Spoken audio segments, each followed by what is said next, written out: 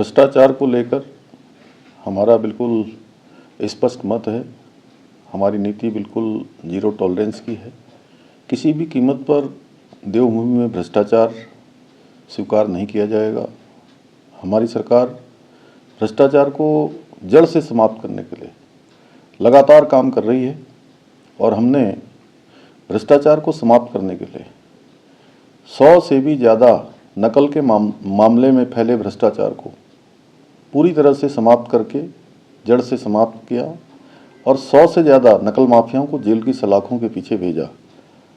इसके अलावा भ्रष्टाचार के अन्य मामलों में भी 200 से अधिक लोगों को अभी तक 1064 जो हमारा टोल फ्री नंबर है, उस टोल फ्री नंबर पर शिकायत मिलने पर गिरफ्तार किया गया। विजिलेंस के द्वारा हरिद्वार नगर निगम में भूमि खरीद घोटाले का प्रकरण जैसे ही मेरे संज्ञान में आया, तत्काल हमने शासन से एक वरिष्ठ अधिकारी के नेतृत्व में जांच बैठाई, जांच दी उनको और जांच की रिपोर्ट आते ही भूमि विक्रेताओं के बैंक के खातों को सीज किया गया है। कई अन्य कर्मचारी जो इसमें संलिप्त पाए गए हैं प्रारंभिक रिपोर्ट में, उन सभी को सस्पेंड किया गया है। जांच रिपोर्ट प्राप्त होने पर उसकी समीक्षा की गई और समीक्षा करने पर तत्कालीन नगर आयुक्त, तत्कालीन जिलाधिकारी और प्रशासक सहित 7 लोगों को आज निलंबित करते हुए पूरा प्रकरण विस्तृत जांच के लिए विजिलेंस को सौंप दिया है।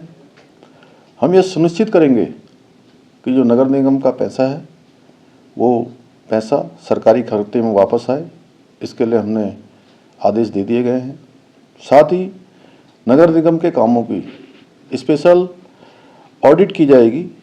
यदि कोई अन्य अनियमितता भी हुई है तो वह भी पकड़ में आएगी और उस पर भी आगे कार्रवाई की जाएगी। हमारा स्पष्ट मत है, देवभूमि में किसी भी कीमत पर भ्रष्टाचार को बर्दाश्त नहीं किया जाएगा। जनता को स्वच्छ एवं पारदर्शी शासन मिले, व्यवस्थाएं मिले, इसके लिए हम प्रतिबद्ध हैं, संकल्पबद्ध हैं। आदरणीय प्रधानमंत्री जी का जो बाबा केदार की भूमि से उन्होंने पूरे उत्तराखंड वासियों को और देशवासियों को संदेश दिया था, उनके मुख से शब्द निकले थे बाबा केदार के धाम में कि 21वीं सदी का तीसरा दशक उत्तराखंड का दशक होगा। हम आदरणीय प्रधानमंत्री जी के उक्त कथनों को साकार करने के लिए निरंतर प्रयास कर रहे हैं। उसके लिए स्वच्छ एवं पारदर्शी व्यवस्था स्थापित करेंगे और उत्तराखंड को भ्रष्टाचार मुक्त करेंगे।